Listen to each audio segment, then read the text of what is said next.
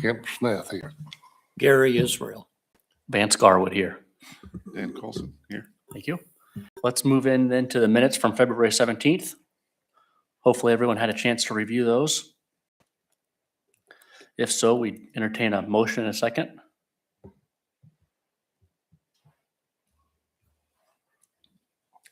I'll second that. Someone needs a motion. Someone, you make a motion? Yeah, I'll make a motion to second then. We have a second. We have a motion. Do we have a second? Second. Second by Dan. All those in favor of approving the minutes from February 17th, say aye. Aye. Opposed, nay? Abstain.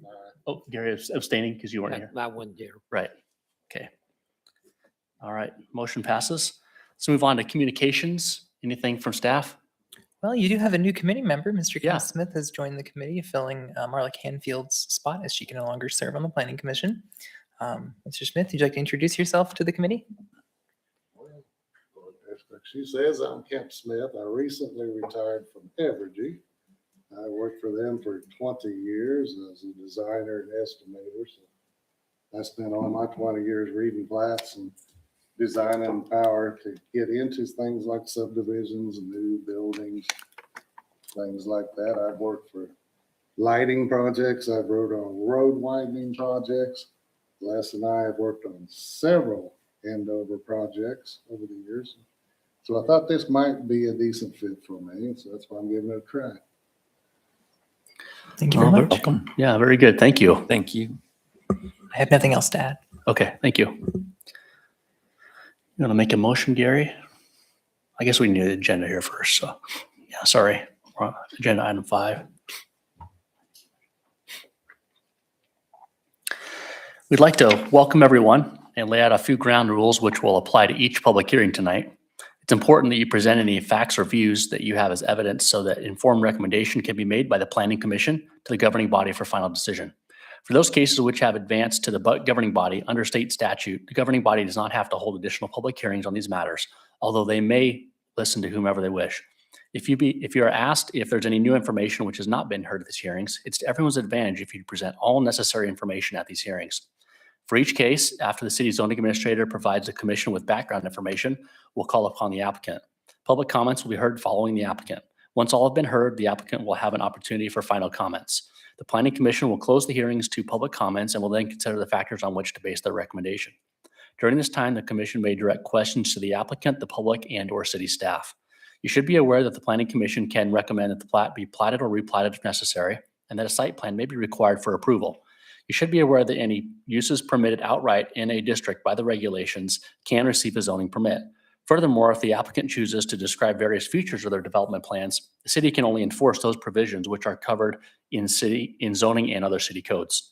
Anyone wishing to speak must be recognized by the chairperson and give their name and address. Please use the podium and speak clearly so that your comments can be recorded for inclusion into our minutes. Official notices for these hearings were published on the City of Andover municipal website on February 21st, 2026, and notices were mailed to the applicant and all real property owners of record in the area of notification on February 20th, 2026.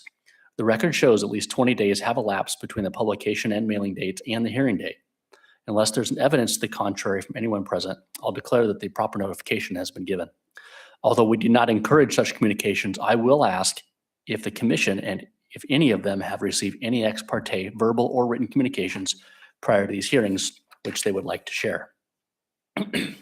All right. None. Okay. Let's move on then to agenda item 5.1. Yep, so this first one is not a hearing. You'll have seen this final plat before us. It's the Cornerstone Commercial Second Edition. They're at the corner of North 159th Street East and West 21st Street, just south of the Prairie Point 3rd there. Kind of replatting and finishing out this corner in the Cornerstone that has not yet been developed.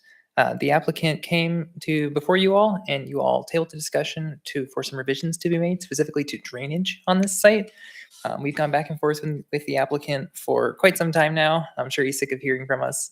We are satisfied with all of the drainage requirements that were still up in the air last time. So staff is recommending approval as presented. Okay, very good. Any questions of staff?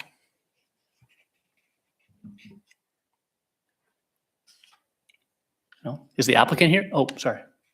Oh, I thought you said same. Oh, is the applicant here? Oh, if you would, maybe come up to the podium and state your name and address.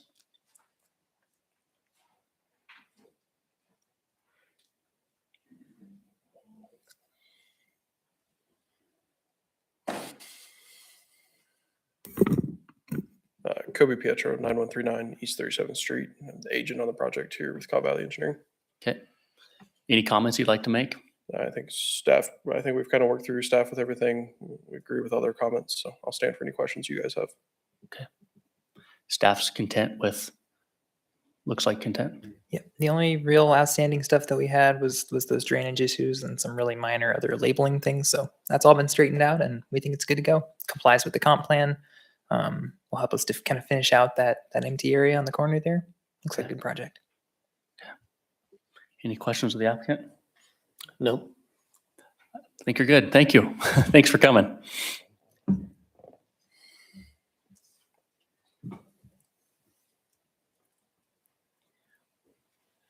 Mr. Chairperson? Yep. I, Gary Israel, make a motion to approve the final plat, final PUD for the Cornerstone Commercial Second Edition and recommend that the governing body accept the dedications of land for public purposes. I'll offer up a second on that motion. Thank you, Gary. We have a motion and a second by Dave. All those in favor, please say aye. Aye. Opposed, nay. Motion passes. Thanks for coming tonight.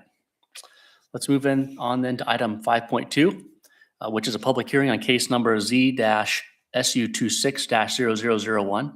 Before we proceed with the hearing, I'll ask the commission members if any of them intend to disqualify themselves from participating in this case because they or a relative own area in the notification or have any conflicts of interest.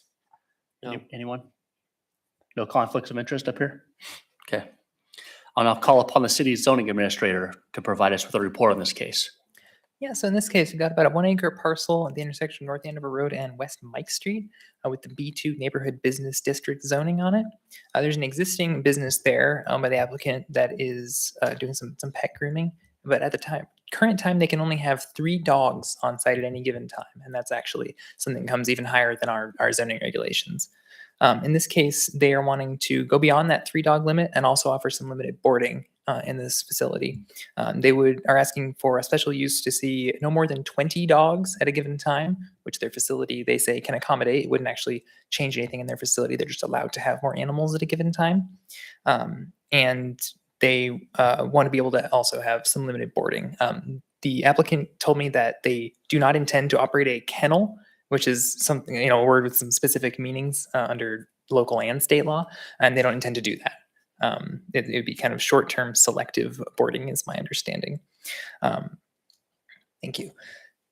There was a similar case to this about a year ago, if you all remember, on Central, another business zoned property that wanted to have some pet grooming and boarding, which is now the Bark 44 that is opened up. That's in the B4 zone, which shares a great number of its same uses with the B2 zone, and the surroundings in this case are very much the same.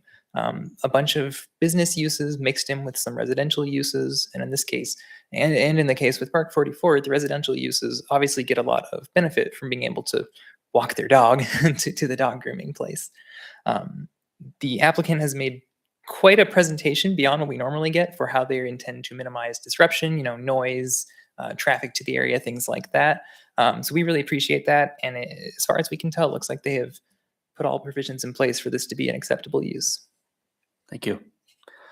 Any questions of staff? I'll now call upon the applicant to make his or her presentation. If you'd state your name and address and any additional detail would be great.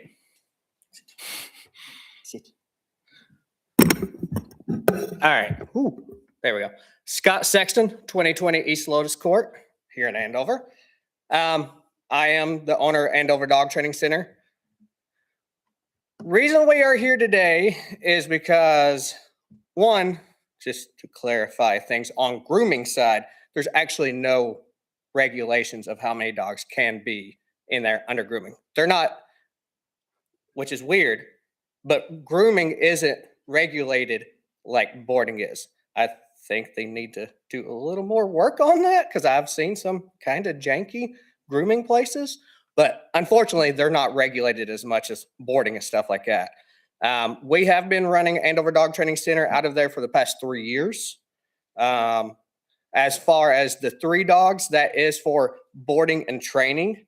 I used to do no boarding at all, just straight training. You can see what I do here. This is a dog that I've had for a month. And this is what I provide to the community, this type of training for their dogs. And I had to move to Augusta and spent quite a bit of money because I was told multiple times that I would never get the ability to have a boarding and training license in Andover. And then once I saw Bark 44 open, kind of perturbed me. So I am here to get the special use. As far as boarding there, we're going to have very limited boarding. I have a contract with the city of Augusta to house their stray dogs when they pick up stray dogs. That falls max of 5 dogs there with that, which that falls under the normal boarding without having, technically it wouldn't fall under boarding because within Andover, anything 5 dogs or more is considered boarding. I've had the contract since January and haven't even seen a dog yet. So we'll see how much it's actually used. But yeah, we'll have a couple of dogs there for boarding when they do get a stray dog. If anything crazy happens and I have to go back there and start doing training out of there, if things don't work out in Augusta, I'll have the ability to have more than that 3 dogs because the Department of Ag doesn't see boarding and training differently. They lump them together, which I don't really understand. Because like if like a day training dog, owners pick them up in the evening, so the dogs don't actually live there. So as far as what I need to get the permission to have boarding. So yes, I can have those 5, but if I ever need to go back over there, I can have more than 3 dogs or 5 dogs for training. That's my biggest thing is that fallback. If I ever do have to kind of shrink my training back down a little bit, I'll have more flexibility over there because I was very limited on income over there. Andover states 5. Department of Ag actually regulates it at 3.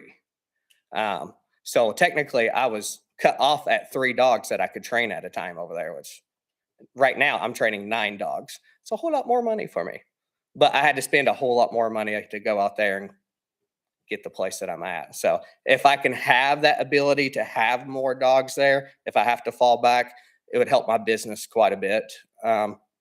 We try to do everything we can with the community. I sponsor Waggle-Ween here with the city. Try to do as much as we can for our community. Obviously, our business is named Andover Dog Training Center. I'd rather not be in Augusta. We love Andover. We live here. Our kids go to school here. So the goal is to eventually get all of it back here. Where we're at, it's obviously, I'm not going to be able to do everything that I'm doing right now here. So you might see me back in a couple of years to try to do this in another location here in Andover and just kind of have everything together in one. But right now, just need to get the approval. If I do have to shrink back down, we can train a few more dogs over there and not be as much of a hindrance. Okay, thanks for coming. Yep. Any questions for the applicant? Yeah. Scott, if you're boarding a dog, how long would you have it? Would it be? With the city, the regulation is 4 days. After 4 days, they send them to either a rescue or the Humane Society. Right now, like the city of Andover, they send them straight to Wichita to their the Humane Society over there. Augusta, they're trying their best to find the owners before they send them out that way, because once they get over there, the risk of dog-borne diseases and stuff go way up because they go through a lot of dogs over there. And I have seen dogs get over there, get labeled kennel cough and stuff, which once you get that in your facility, it's almost impossible to get rid of. And if a dog gets labeled that and they can't get rid of it fairly quickly, unfortunately, they get put down. So Augusta's trying to stop that So that's why we're keeping them for 4 days. Hopefully we find the owners within that amount of time and get them back before they get over there and go through that system. If you're boarding dogs, do you have a staff member that's there at Yeah. night? No, they're not at night. Is there? Most any way- boarding facilities, they don't have people that stay at night. Do you monitor in We any have way? cameras. We Okay, got cameras to monitor the facility and stuff. And luckily, my groomer lives right beside my facility, which is kind of nice. She, okay. it's like a 300-foot walk to work every day. So she's able to go over there when there is dogs, check on dogs, feed them and stuff. And obviously, if they're being crazy, she can hear them because she's the closest person to them. So if they're being crazy, she can go over there and figure out what's going on. Okay, and then just for my own edification, Mhm. you know, I've watched several trainers online and stuff like that. Mhm. Do you have your own dogs or a pack? And there's nothing wrong with a pack that Yeah. help you to train dogs like the one Mhm. that you have there. Yep, she's my third dog. I've got 2 golden retrievers and a crazy Belgian Malinois, if you know anything about Belgian Malinois. I've got one of those and two aloof golden retrievers. Okay. Yeah, I just got her from the pound a month ago, so in a month, she's gone fairly far. Do you Cool. allow these dogs outside during the day to go bark? No, because the fact that we don't know if these dogs are vaccinated or not, they're not even allowed to commingle. So if they're outside, that's commingling in an area that they could get diseases, picking up these diseases from one of the other dogs that's in the area. Thank you. You're welcome. Any more questions? No. Thanks for coming. Right, thank you. Appreciate it. Yep. Come. Are there any members of the public that'd like to speak on this? Any written communication been received? No, sir. Okay. Hearing no further public comments, I hereby close the public portion of the hearing.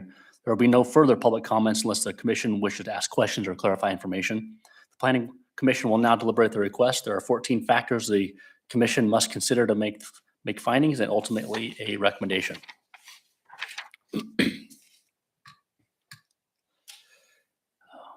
I can do that this time.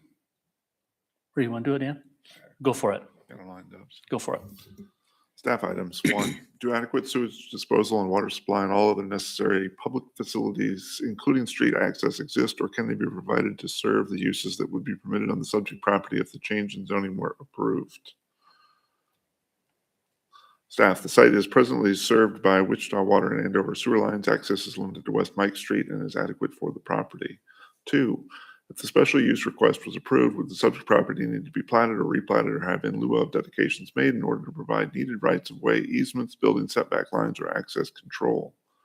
Staff, the subject property is within the, am I reading the right one here? This is within the Hodges Tract Survey plat. Since the use classification of the property would remain the same, it would still be a retail tenant space.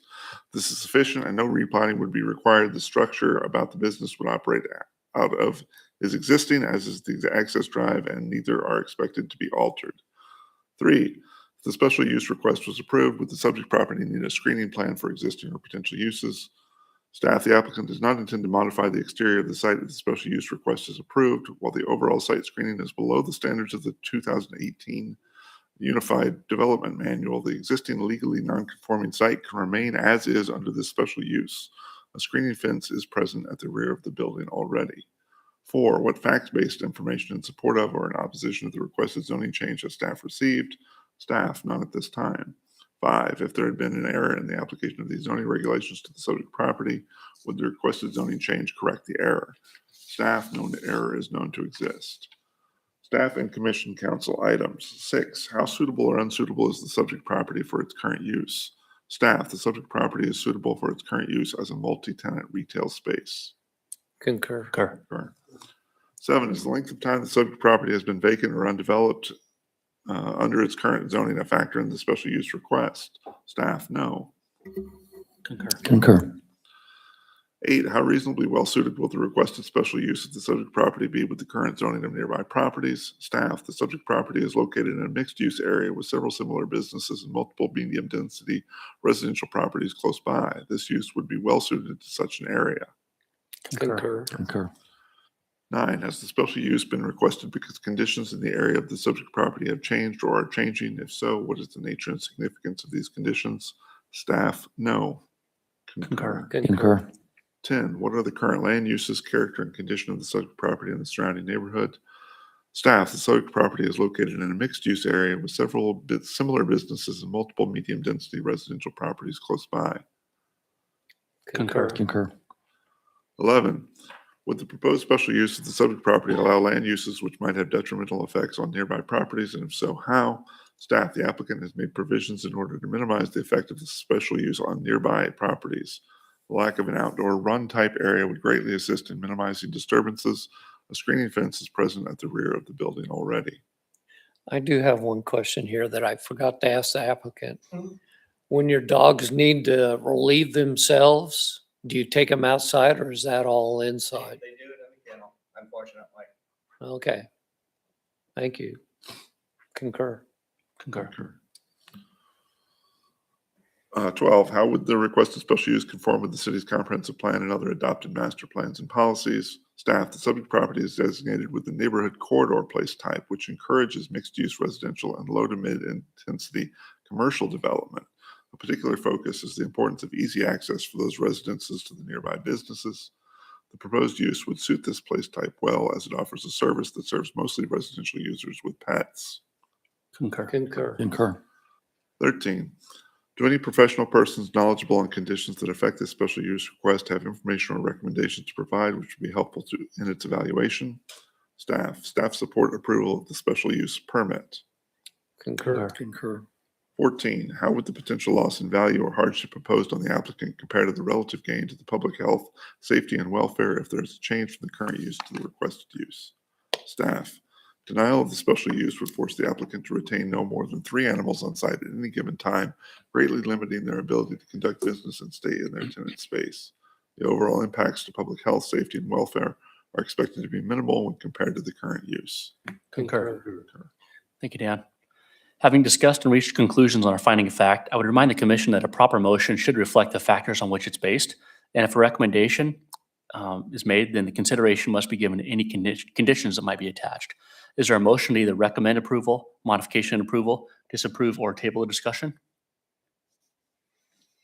Mr. Chairperson, having considered the evidence at the hearing and the factors to evaluate the application, I, Gary Israel, move that we recommend to the governing board that case number Z-SU 26-0001 be approved based on the findings of the Planning Commission on findings number 6, 8, 10, and 12 as recorded in the summary of this hearing.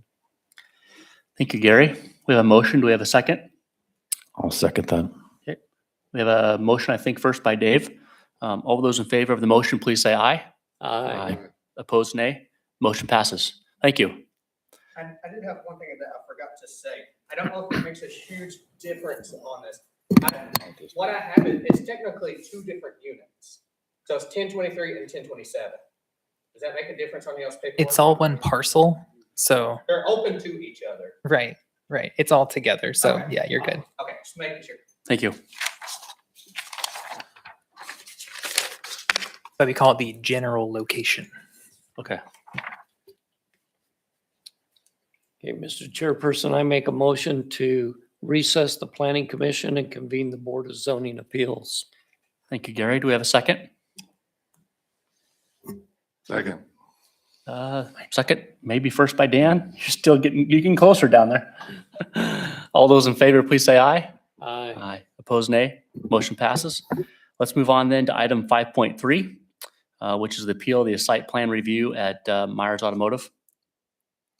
So despite being the Board of Zoning Appeals, you guys actually don't get a lot of appeals. No, not very often. So this one is a little unusual for you. In this case, the applicant is wanting to modify the sign at the Myers Automotive. As you can see, it's an existing monument sign that they wanted to turn into a pole sign, 20 feet in height, basically taking that monument and lifting it up sort of into the air. 20 feet is the maximum height for the zoning district, the MXI district. And the existing sign location was already a fine location for it to be in. It would stay there, and they were going to add a landscaping bed around the base, as would be required. The landscaping already exists on the site, was already in compliance with site plan regulations. The site plan review committee voted to disapprove this sign. Staff recommended it be approved because it meets all the code requirements, but the site plan review committee had some concerns about brightness, as well as the comprehensive plan calling for kind of a phasing out of pole signs across the city. Now, to be clear, currently under the UDM, a pole sign is permitted. So they didn't, this isn't something that was against the rules, but the comprehensive plan does say that they should be phased out over time in favor of just monuments like was already there. The applicant has submitted their appeal and let us know that one of the primary factors on even the original decision to raise the sign to be a pole sign was that the irrigation for the landscaping kept shooting the sign with water. So it was causing some degradation that wouldn't have happened otherwise. We, I believe, have an applicant in attendance, and they prepared, well, you saw in your packets, quite a few materials that show kind of some of the things that the sign is looking at here. Yep, thank you. Gentlemen, have any questions of staff? So they're wanting the sign to be up above the trees? They're wanting it to be 20 feet tall total, which is the maximum they can have in their zoning district. Yep. And your guys' role here is to determine the reasonableness of the site plan review committee's denial. So if you think it was a reasonable decision, then it would stand, but you can override it if you think it was not reasonable. Are you able to see Gary's? They submitted a fair amount of Yeah. background. Yeah, but also there's numerous other examples of signs of that height Well, I was or just similar thinking, types. I was just thinking back to the old me, and I would move the sign.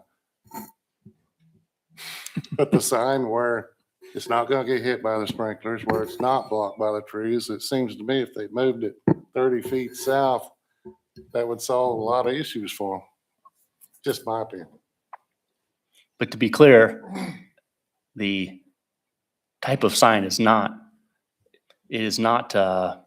against the rule of the UDM at this time. It's technically codes- allowed. It's just the comprehensive plan recommended that over time move away from that. Right. But And I as- also as noticed- they pointed out, there are a number of pole Right. signs in town. Right. And I also noticed that they agreed to keep it less. I think in some of this here, you mentioned maybe they were in the minutes of that meeting, they had to be reminded a few times about the brightness of the sign in the past. There was some discussion early on with Myers Automotive about controlling the brightness of their sign. I don't know that they had the automatic dimmers that are available Sure. today on these signs. The site plan review committee talked a lot about the brightness, but they also talked about the context of the neighborhood. There are several examples there of pole signs in the city, but all of those are in the neighborhood of a half mile to a mile away. This site is a bit unique in that it has some residences in the area. Site plan review committee was a little concerned about raising that LED component and its changing message and its brighter colors and the effect those would have casting light out into those residences that are nearby. Looks like in some of the documents submitted, they agreed to keep it within the three, I'm not clear of, Lumens. 3 lumens, candle lumens, is that right? Isofoot candles. What's it called? A foot candle is the Okay, amount of light that a candle emits a foot away. I see. Okay. Dave, Looks aren't like you it next door? makes it look safer to me, and you can see. What's that? Well, when you leave that approach there, that sign is always, you have to creep out further. I see, yeah. Plus, you can see my building better now after they put that up. This was not my idea. You gonna raise yours, Dave? No, No? that's catty. What's that? It's catty. Oh. You used to not even be able to advertise. Huh. Any questions of staff? Yeah. More questions? Currently, the sign, its position, it's set back for a specific reason, right? From the center line of the road or from the curb. Is that correct? Correct. The sign and all of its components can't encroach onto the road right of way. Okay. So if I were allowing a 30-foot sign, could it be moved, the top portion, the pole is that distance away, but the top of it is, can it encroach in that area or is it the total sign? No part of the sign can encroach in that plane that Okay. is the right of way line. Okay. Because I know Homer mentioned that in the renderings that were sent, it looked like the pole version was pushed closer to the street, so it was out from behind that one tree. I think that's the perspective a little bit, and the fact that they had to make the render visible to Yeah. you. The kind of aerial that we have shows it would be centered on the same point as the monument is centered. We had Jumpstart here a few months ago, right? Asking for the same thing. For a very Granted, that's similar at kind of 21st and thing. Andover Road, right? Mhm. In their case, they wanted a variance for a taller sign. This one is just at the height that it That's can right. be. Yeah. Yeah, and driving Andover Road, I don't have any problem seeing the Meyer sign coming from the north to the south. It's when you're going from south to north and that tree is blocking the sign. So as Kemp said, moving it away from the tree could be a possibility of mitigating the issues that have arisen Are you talking about moving it further to the to the south. Yeah.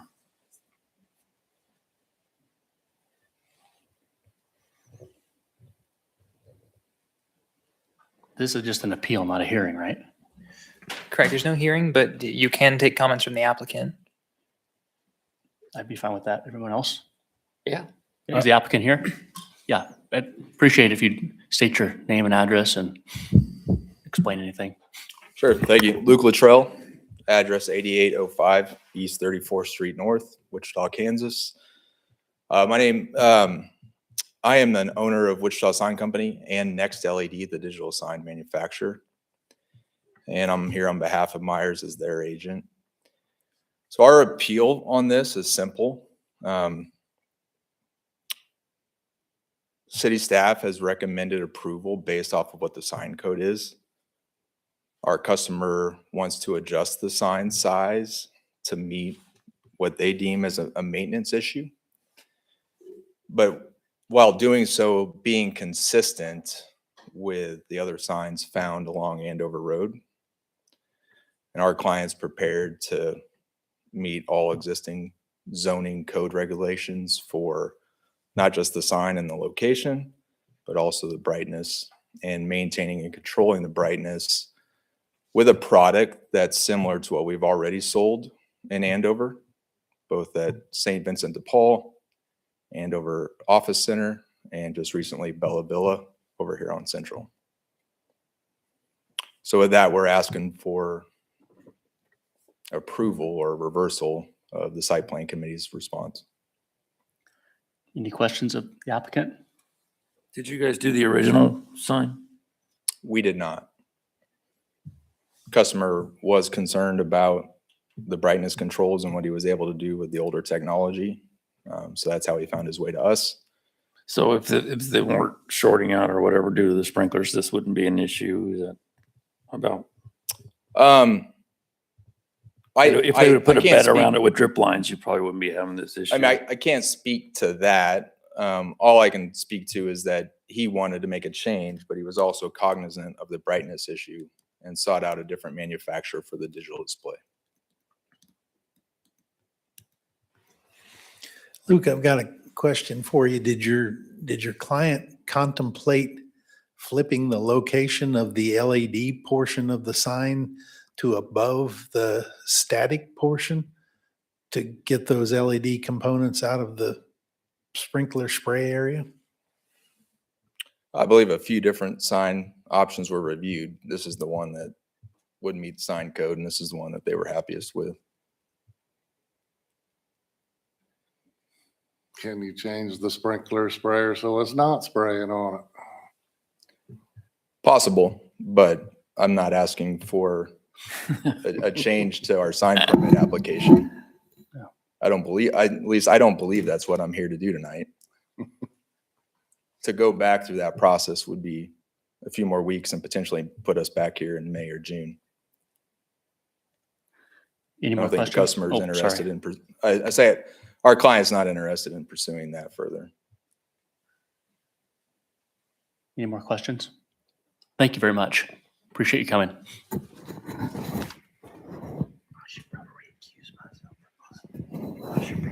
How, I should have pulled it up.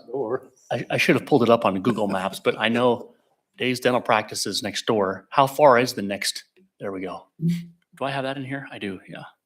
So next residential home is across the street and to the north.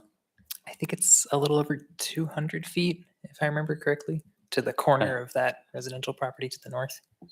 Northwest, Right, yeah. looks like.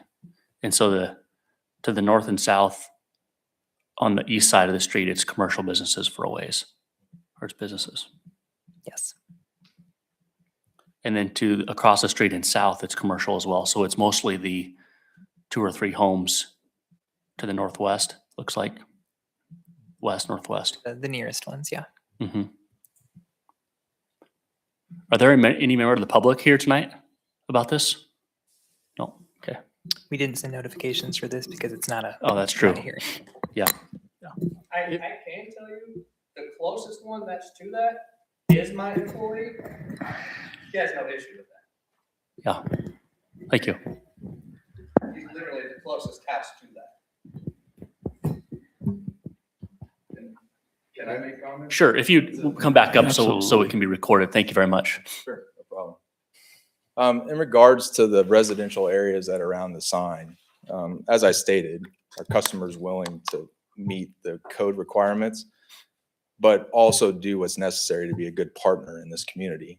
An example of a sign that faces extreme scrutiny in Wichita is Cape and Mount Carmel in the Vicarage neighborhood. And we've been able to maintain sign brightness on that sign and work with that community in that area to make sure that it's not a nuisance. Thank you.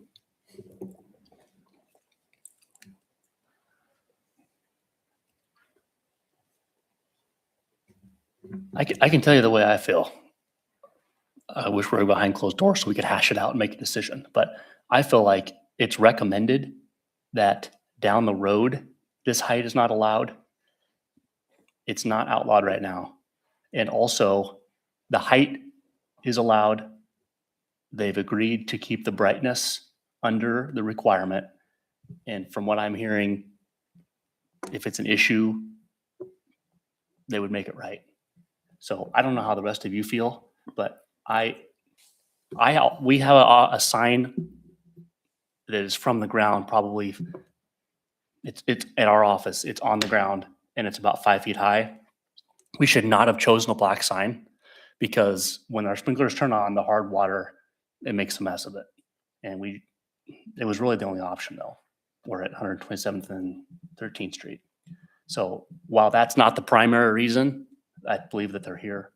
I understand what they're saying, but I'd definitely be open to everyone else's opinion. It's not just because I'm sitting here doesn't mean mine is the right one, but that's how I feel.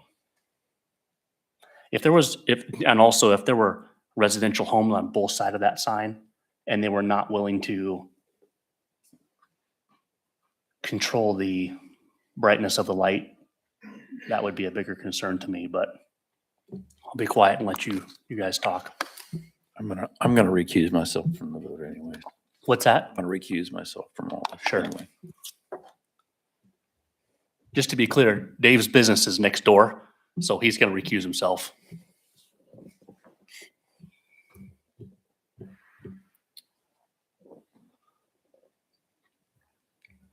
When you go down that route, I gotta say it, when you go down that route, you allow one, then Dave wants one, then his next guy down wants one. You gonna approve those two? I don't know. I have a hard time saying no to something that's allowed. I really do. I mean, if it was stated there that they're going over the certain height or they weren't going to abide by the light, I would absolutely be against this. But I have a hard time being the business prevention department when it's allowed and it's a more what I would call personal preference. But I completely understand what you're saying. And if there also weren't a lot of other signs, I know we're just adding another one, but it seems like there are lots of others up and down the road too. But I'll be quiet. So if I'm not mistaken, we're evaluating the reasonableness of the site plan committee's decision. That's right. They which- decided denial, and you get to decide if that was a reasonable denial or not. Which was due to the overall conflict with UDM, the context of the area, and brightness concerns. Is there remaining conflict with the UDM? To be clear, it's not with the UDM, it's with the comprehensive plan. The UDM allows what they want to do. I was, okay. Are the brightness concerns, do we continue to have those same brightness concerns after seeing the documentation they provided? I think those can be addressed by a new sign. So that remains, what remains there is the context of the area, which I suppose that's the game then. Well, and my deal is, do we rely upon the expertise of the site plan committee? They were appointed for their expertise and to help keep things unified in the city and to help present an image of Andover that is acceptable to the majority.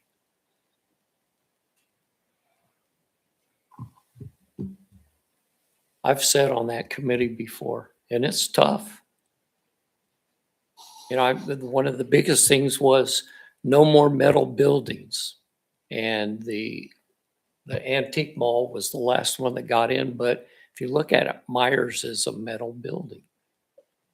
But it's, I think, one of the better looking buildings in the city. I compliment them on what a great design they've done and execution of it. I think part of the issue is the landscaping and the irrigation that could be handled in a different method, you know, a different way. I mean, I had sprinklers spraying on my house all the time. So I got out an irrigation company and they changed the heads and I no longer have water spraying on my house except on windy days. And that's just going to happen. So do we need a motion? Yes. Yeah, Okay, then I, Gary Israel, make a motion that we stand behind So we had a chance the to reasoning review the or minutes from the- February. sorry. the decision of the site planning committee. We have a I'll motion. Do we have a second second? I'll second that. Okay, we have a motion, a second. All those in favor, please say aye. Aye.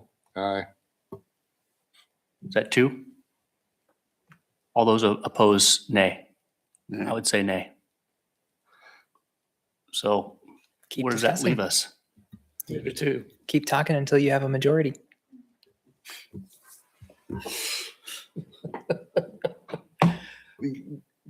Gary, something occurred to me, just to clarify that there might be an error in the minutes because according to the minutes that were provided to us from the site plan committee, the motion specifically says due to the overall conflict with the UDM.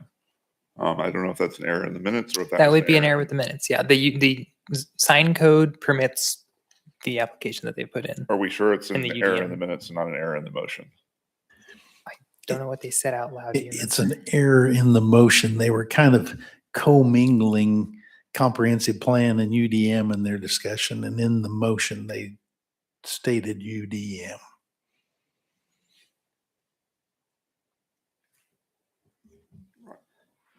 I feel comfortable, despite what you said, because I don't like being disagreeable with people who've already made a decision, but I feel more comfortable doing that because certain elements of specifically their reason for denying it have been redressed. Like that's simply not true that there's a conflict with the UDM. And the brightness concerns have been addressed differently than they were for the site plan committee. That's why I feel comfortable overturning. Is some of this info additional that the site plan review did not have? Yes, there's a bunch of extra documentation on the like LEDs themselves that's in there that we did not have for the site plan submittal. So they did not have access to all of that. So And that's if they had okay. provided all that to site plan ahead of time, which it's a lot of extra info, I know, and a lot of time and labor on the applicant, but if they had provided that ahead of time, we might not be here. Potentially, I Poss- mean, it hard to say. depends on what the applicant had Yeah. to say about what the questions they Sure. had. I think it's also important to note that no one was there to represent the application at the site plan review committee to answer these questions.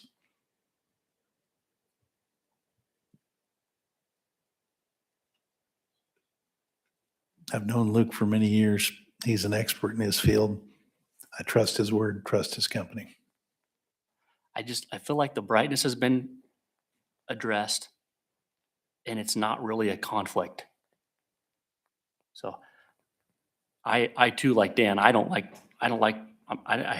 disagree to just disagree. Was the height part of the disagreement? No, It it's wasn't? not at all. It's the brightness and So sign height conflict of has the nothing UDM. to do with it. mm-mm. I think, well, make an assumption that they were thinking that it should be along with the comprehensive plan that we would phase out pole signs and the city would all have monument signs. The applicant currently has a monument sign and wants to change it to a pole sign. I'm assuming that that might have been their objection. I wasn't there, but having sat on that committee before, I would say that's what I would have done. I would have said, no, we're going to monument signs and we don't want to have it go from a monument back to a pole sign.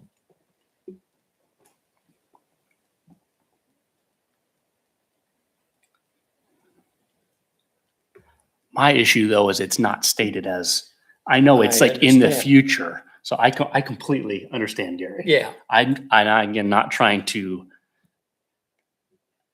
for engineers and applicants, they can only apply for and make plans on what are in the rules and what's required is the way that I kind of look at this. So if I follow what has been the rule and the regulations, and then I get here and find, oh, well, this is what the comprehensive plan said we should be moving to long-term. That's kind of it's kind of like I live on North Andover Road and the speed limit changes from, 60 to 40. And if I get pulled over and they were going to replace the sign for the speed limit and I was under the current speed limit and I get a ticket, I have a hard time with that. That's a little of the way that I look at it, but I don't know. so a question for staff. Can we make a motion to send this back to site plan review committee with the new information? And let them make. another Unfortunately dec- not. The appeal is for the reasonableness of their decision. Okay. And not that I'm trying to keep us from having to make that decision, but No, but that, it doesn't things do appear that happen they- that way sometimes. Yeah, it's just this is specifically not a case where you can do that. So it's really these two items, right? I mean, that's the way I see it. It's the brightness or the conflict with the UDM. I think Got that? what I'm presenting. Page 15. is a legalistic argument in an effort to break our loggerheads here, if that appeals to anyone. It doesn't seem to have yet, so. And how raising the sign would impact the light. So it's two things. The brightness of the light and raising the sign was going to affect the brightness of the light. Is that not two things? I guess I'm looking at the motion for the reason why they disapproved Maybe. at the bottom. That's the motion in blue.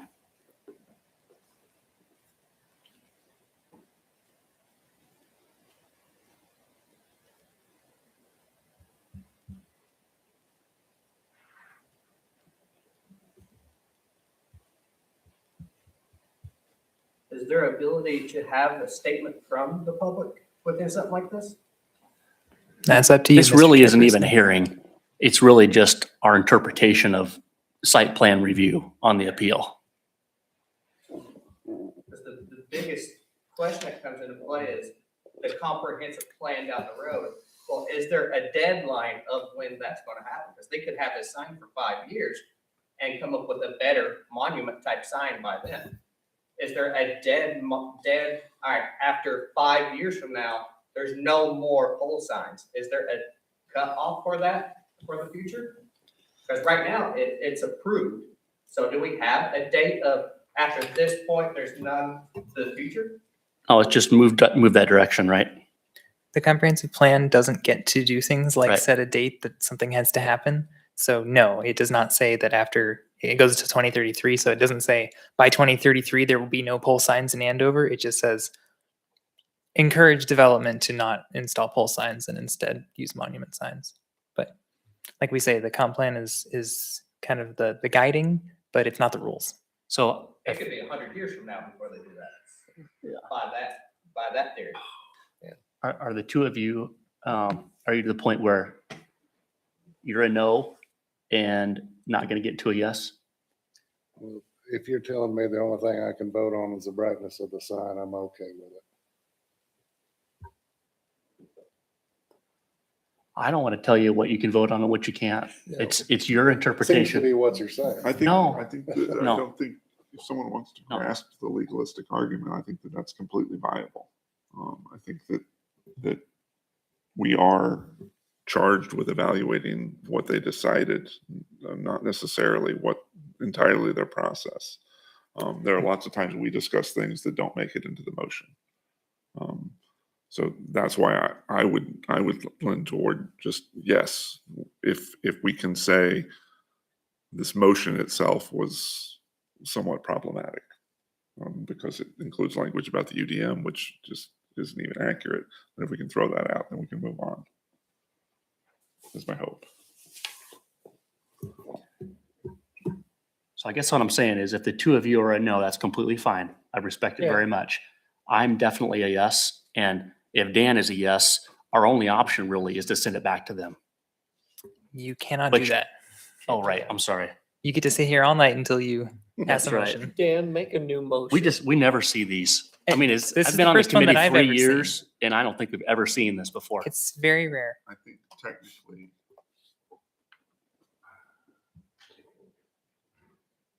I'm trying to decide if we can have a motion with yours still technically sort of on the table. Because we haven't disposed of your motion. one way or Yeah, the we'd other. have to dispose of. But my it didn't motion. pass. It was a 2-2 vote. So the motion failed. Okay. Yeah, it was, So motion failed, so, yeah. Okay. Yeah. All right.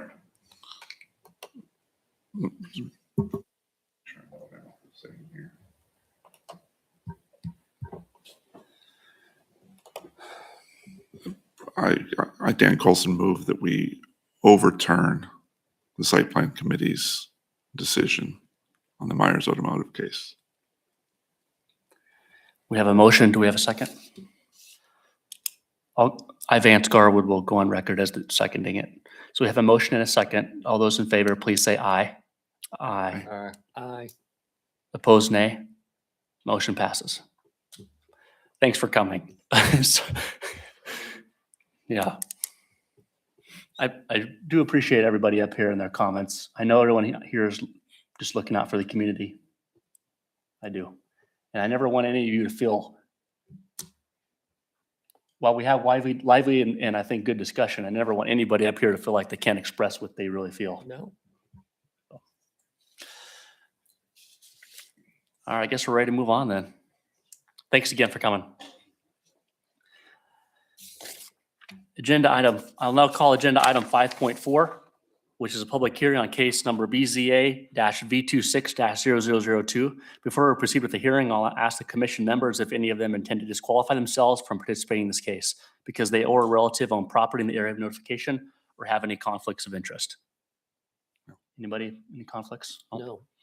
And I'll call upon the city zoning administrator to provide us with a report on this case. So in this case, got about a half-acre parcel with the MF2 attached single-family residential district zoning, adjacent to the Teradyne Golf Course and surrounded by a bunch of similar kind of multifamily residential uses over there. The applicant wants to develop their parcel to have 4 duplexes on it, which is a total of 8 dwelling units, with a little kind of private drive parking lot that would be over to the east.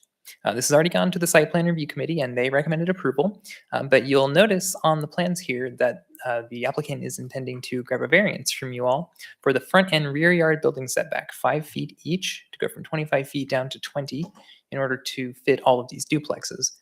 Originally, when they went to site plan the first time, which was some months ago, this wasn't required, but some discussion with the fire marshal meant that they had to spread the buildings out a little bit more than they originally did so that they would encroach into those setbacks. Part of what makes this a little strange is, as you can see on the aerial diagrams there, the road right-of-way ends in a cul-de-sac that kind of encroaches up into this property, making it so it's not a regular rectangle, which means that their building setback has to follow that curve of the road. And so they kind of lose a good chunk of what would have been the street frontage there because of the cul-de-sac.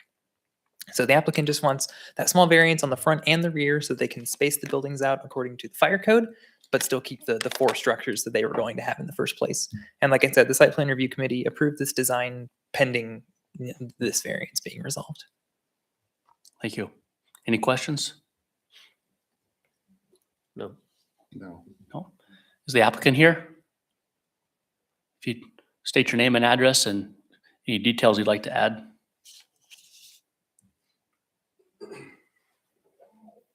Kobe Pietro, 9139 East 37th Street, agent on behalf of the applicant here again. Yeah, as staff stated, the main reason that we had this site where it was within the building setbacks, and then fire marshal wanted spacing. So originally we had the buildings about 10 feet apart. He wanted to bump that up to about 12 feet to kind of meet fire regs. So with that, we encroach a little bit into those. So we're just looking to reduce those 5 foot on each, the front and the back. So with that, I'll stand for any questions you guys have. Any questions of the applicant? No. No. No. Thank you. I think we're good. Any members of the public that would like to speak on this case? Have any written communication been received? None.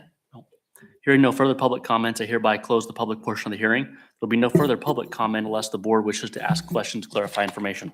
The board will now deliberate the request to determine whether the evidence presented supports the conclusions of the required finding of fact. The board will now consider the criteria provided for evaluation. I got this. Okay. Does the evidence demonstrate that, number one, the physical surrounding shape or topography of the property would result in a practical difficulty as distinguished from a mere inconvenience for the owner, lessee, or occupant? Staff states the subject property is on the small side of a duplex development and is impacted by an unusual road right-of-way at the southern end. In order for an access drive and parking to be placed near the dwellings, the applicant has had to move the structures closer to this right-of-way encroachment. Concur. Number two, granting the variance will result in material detriment or injury to other property or improvements in the neighborhood. Staff states no such detrimental effects are anticipated. The area features many multifamily developments with varying setbacks. Concur. Number three, granting the variance will result in an inadequate supply of light or air to adjacent property, substantially increased traffic congestion, increased fire risk, or substantially diminished property values in the neighborhood. Staff states no such detrimental effects are anticipated.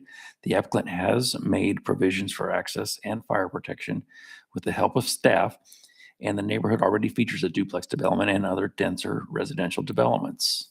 Concur.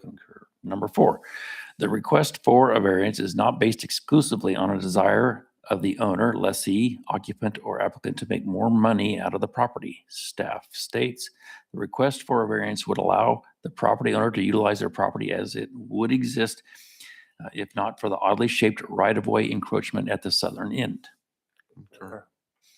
Specific conditions to be met. The requested variance arises from a condition unique to the property in question, which is not ordinarily found in the same zoning district and which was not created by an action of the property owner or the applicant. Staff states the subject property is on the small side for a duplex development and is impacted by an unusual road right-of-way at the southern end. In order for an access drive, and parking to be placed near the dwellings, the applicant has had to move the structures closer to this right-of-way encroachment. Number two, strict application of the provisions of these zoning regulations will result in unnecessary hardship for the owner, lessee, or occupant of the land or structures. Staff states strict applications of the provisions of these regulations would likely restrict the property owner to 3 structures on the property instead of 4, which would not allow them to fully utilize the lot for all of the structures that it could otherwise support under other parts of the provisions. Concur. Number 3, granting the variance will not adversely affect the rights of adjacent property owners or residents. Staff states no such detrimental effects are anticipated. Adjacent properties are also multifamily residential or, to the west, a large residentially zoned golf course separated by a hedgerow. Concur. Number 4, the requested variance will not adversely affect the public health, safety, morals, order, convenience, prosperity, or general welfare. Staff states no such detrimental effects are anticipated. Concur. Number 5, the requested variance will not be opposed to the general spirit and intent of these zoning regulations. Staff states the requested variance is not opposed to the promotion of public health, safety, morals, comfort, or general welfare in the city. Concur. Thank you. Is there a motion to either approve, modify and approve, disapprove, or table the discussion?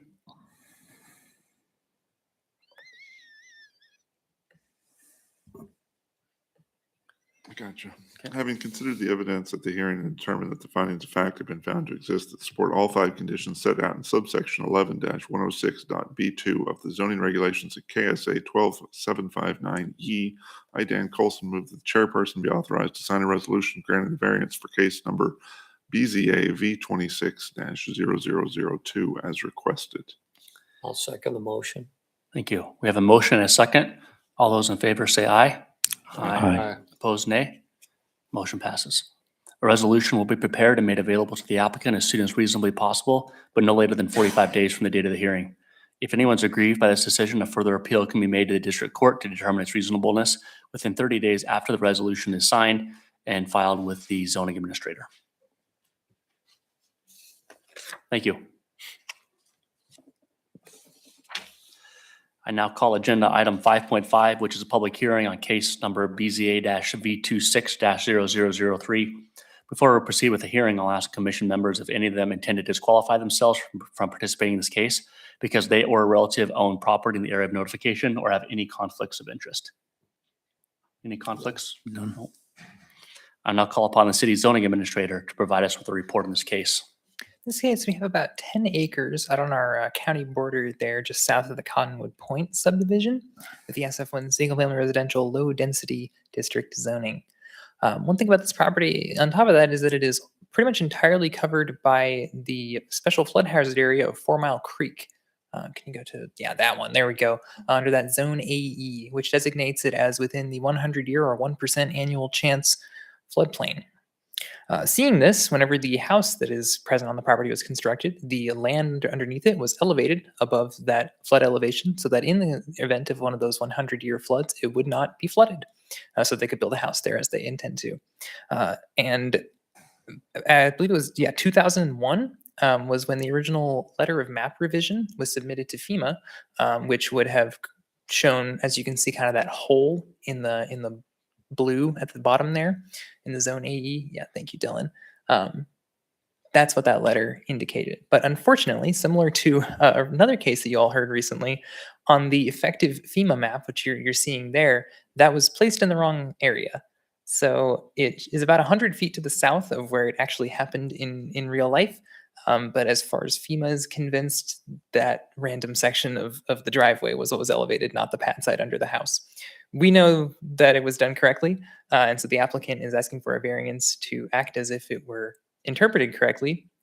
Part of that leans on the new map, the revised Butler County flood risk map that is in progress right now, which corrects this issue by itself. So the applicant wants to be able to act as if that new map were already in effect so that they could, there we go, thank you. That green area is what would be removed from the floodplain. They want to act as if that is already the case so that they can not have to wait several years to start construction on an area that's already prepared to be protected from flood risk. Thank you. Any questions?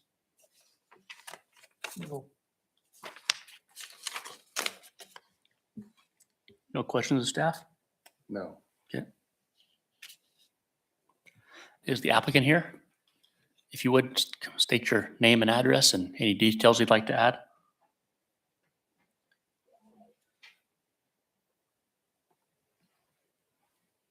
Dennis Bush on this property at 726 South County Line Road. I also submitted a drawing that was done by my hydrologist at the time we built this property, which shows the height of the house is in around my house. And it's just a mistake by FEMA, of which eventually Baughman will correct for me. Thank you. Any questions of Mr. Bush? No. No. Thank you for coming. Appreciate it. Sure. Thank you. Any members of the public that'd like to speak on this? Any written communication been received? Nope. Okay. Hearing no further public comments, I'll hereby close the public portion of the hearing. There will be no further public comments unless the board wishes to ask questions, clarify information. The board will now deliberate the request to determine whether the evidence presented supports the conclusions of the required findings. I Or- got this one. Sorry. That's right. The board will now consider the criteria provided for evaluation. Variance criteria. Number 1, danger to life and property due to flood damage. Staff states danger is minimal. The primary dwelling and its outbuildings have been elevated above the base flood elevation. Concur. Concur. Number 2, danger that materials may be swept onto the other lands to the injury of others. Staff states danger is minimal. The majority of the structure on the property are within the elevated area. Concur. Number 3, susceptibility of the proposed facility and its contents to flood damage and the effect of such damage on the individual owner. Staff states the structures are unlikely to be damaged during a flood as they are in fact above the BFE for the area. Concur. Number 4, importance of the services provided by the proposed facility to the community. Staff states the proposed facility is an addition for personal use. Concur. Number 5, necessity to the facility of a waterfront location where applicable. Staff states not applicable. Concur. Number 6, availability of alternative locations not subject to flood damage for the proposed use. Staff states the majority of the property is within the special flood hazard area. The area around the primary dwelling is the best and only place for the proposed construction on this site. Concur. Number 7, compatibility of the proposed use with existing and anticipated development. Staff states the subject property features an existing dwelling and several outbuildings with some low-density residential development in surrounding area. The proposed use is in keeping with the density of the development. Concur. Number 8, relationship of the proposed use to the comprehensive plan and floodplain management program for that area. Staff states the 2024-2033 active Andover comprehensive plan designated the subject property with the traditional neighborhood place type, which encourages low to medium density residential development, of which the subject property is a perfect example. Concur. Number 9, safety of access to the property in times of flood for ordinary and emergency vehicles. Staff states, were the subject property to flood, the primary dwelling would likely remain out of harm's way, though access to and from it would be affected by flooding. Concur. Number 10, expected heights, velocity, duration, rate of rise, and sediment transport of the floodwaters, if applicable, expected at the site. Staff states not applicable to the site of the proposed improvements. Concur. Number 11, costs of providing governmental services during and after flood conditions, including maintenance and repair of public utilities and facilities such as sewer, gas, electrical, and water systems, street and bridges. Staff states repairs around the primary dwelling and its nearby structures are expected to be minimal in a flood event because the area has been elevated such that it should be removed from the SFHA. Concur. Concur. Thank you, Dave. Is there a motion to either approve, modify and approve, disapprove, or table the discussion?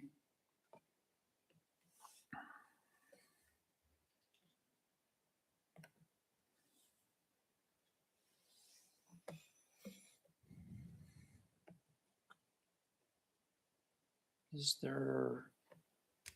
this need to have conditions listed with it? I can't find that. You don't have to call out the numbers if that's what you're asking. Yeah. Mhm. Yeah, no, you don't have to do that. I'll make the motion. Yeah. Having considered the evidence at the hearing and determined that the findings of fact have been found to exist that support all 5 conditions set out in subsection 11-106 B2 of the zoning regulations in KSA 12-759E, I, Vance Gar, would move that the chairperson be authorized to sign a resolution granting the variance for case number BZA-V26-0003 as requested. I, Gary Israel, second the motion. We have a motion and a second. All those in favor, please say aye. Aye. Opposed, nay. Motion passes. Thank you for coming. A resolution will be prepared and made available to the applicant as soon as reasonably possible, but no later than 45 days from the date of this hearing. If anyone's aggrieved by this decision, a further appeal can be made to the district court to determine its reasonableness within 30 days after the resolution is signed and filed with the zoning administrator. I now call agenda item 5.6, which is a public hearing on case number BZA-V26-0004. Before we proceed with the hearing, I'll ask the commission members if any of them intend to disqualify themselves from participating in this case because they or a relative own property in the area of notification or have any conflicts of interest. None. None. I now call upon the city zoning administrator to provide us with a report on this case. In this case, I have about a 1/4 acre located in the middle of the Crescent Lakes addition and backing up to a large reserve. As you can see, the applicant wants to install a pool house and a pool in their backyard, which would encroach on the rear yard building setback of 25 feet. Unfortunately, the applicant's backyard is about 30 feet total wide, so they don't have a lot of space for accessory structures outside of the building setback. Now, their variance rests on the fact that the house directly to the north, their neighbor, has an accessory structure placed pretty much exactly in that same spot, just on their side of the fence. That was installed before the UDM was adopted, so you didn't have to comply with this particular setback at that time. And as far as staff is aware, there's been no issue since that was put in over 10 years ago. So the applicant would just like to be able to locate their structure the same as their neighbors. Since these two properties just back up to this large reserve, there's no neighbor adjacent to the rear that would be encroached upon very, very closely by this. Staff sees no issue otherwise. Any questions of staff? No.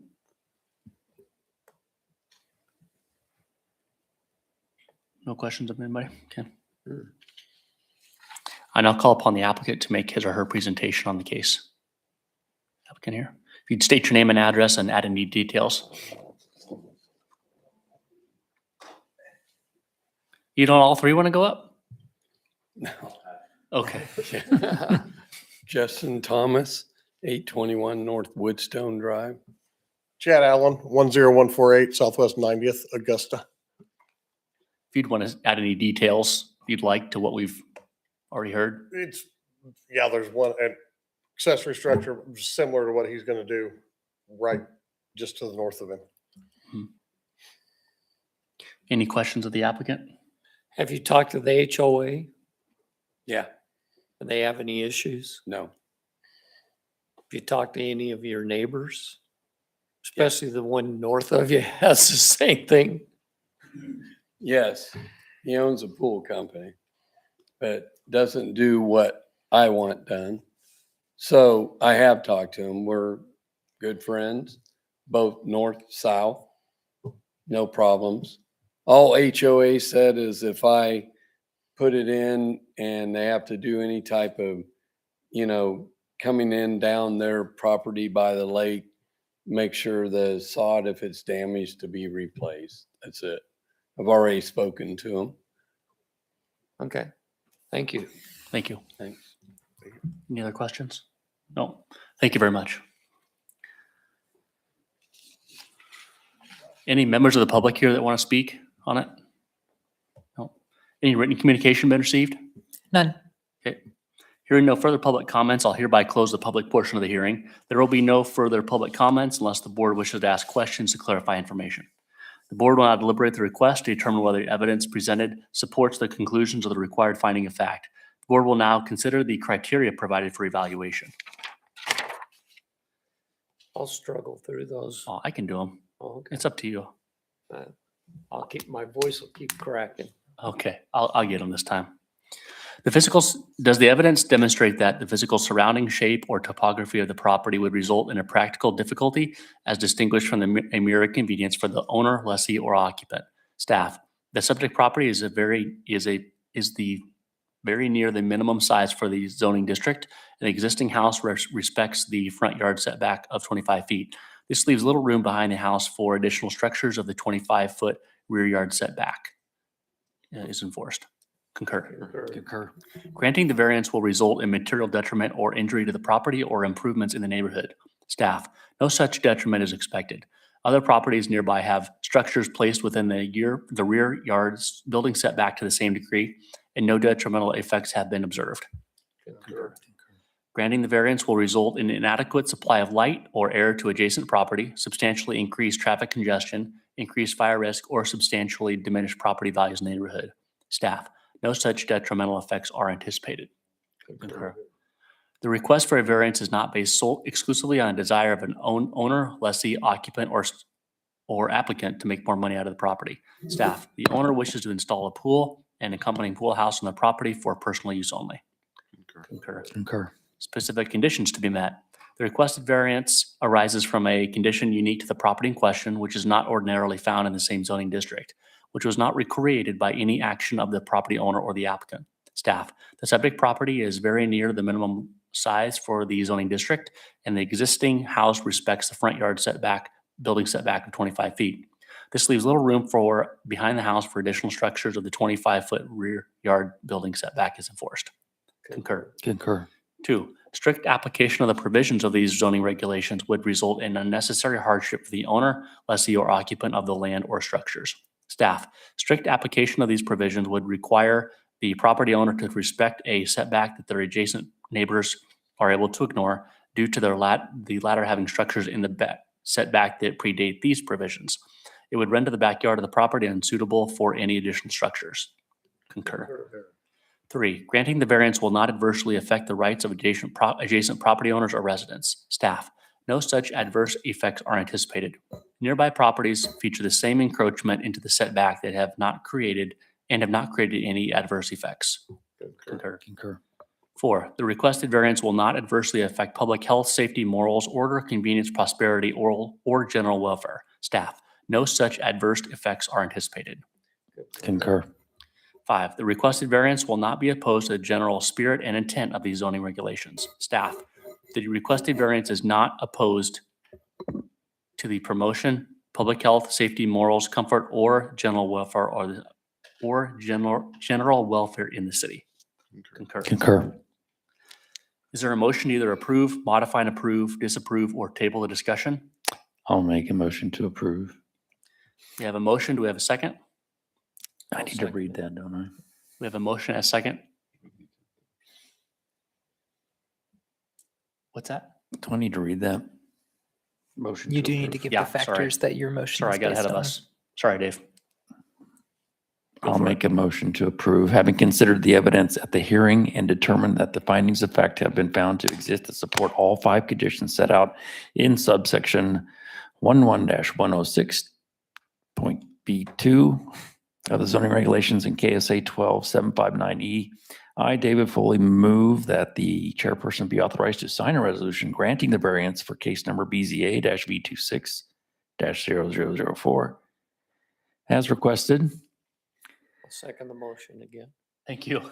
Sorry about that, Dave. Yeah, it's all We have a right. motion and a second. All those in favor, please say aye. Aye. Opposed, nay. Motion passes.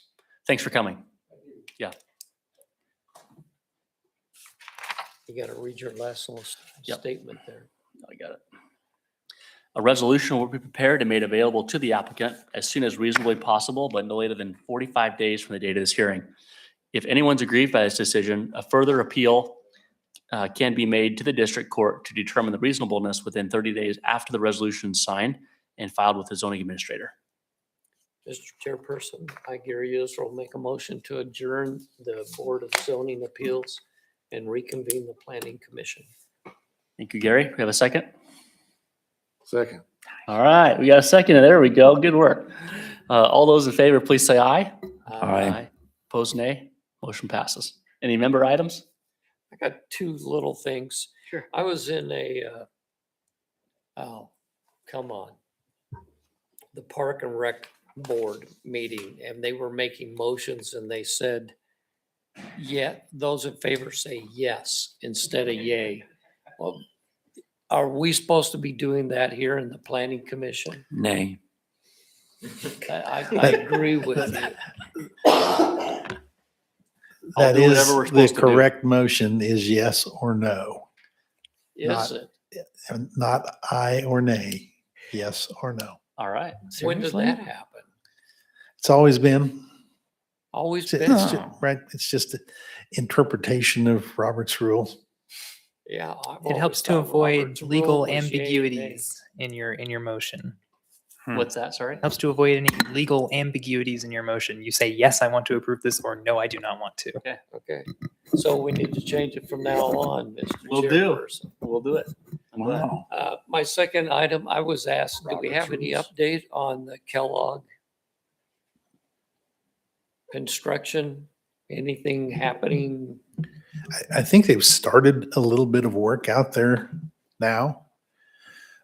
It's not really apparent because the new freeway alignment from just east of 143rd Street is a little bit north of the existing. So you'll see a lot of work in the next year and a half going on the north side of the existing highway before they really break into removal of the old highway on the south side. So we won't see anything out here for what, 2-3 years? There's 27 bridges, I think it is, on this project. And I believe it was 18 have to be built within the first 18 months of the project. So you'll see a whole lot of bridge construction going on in the next year and a half before you really start to see the impacts on traffic. Okay.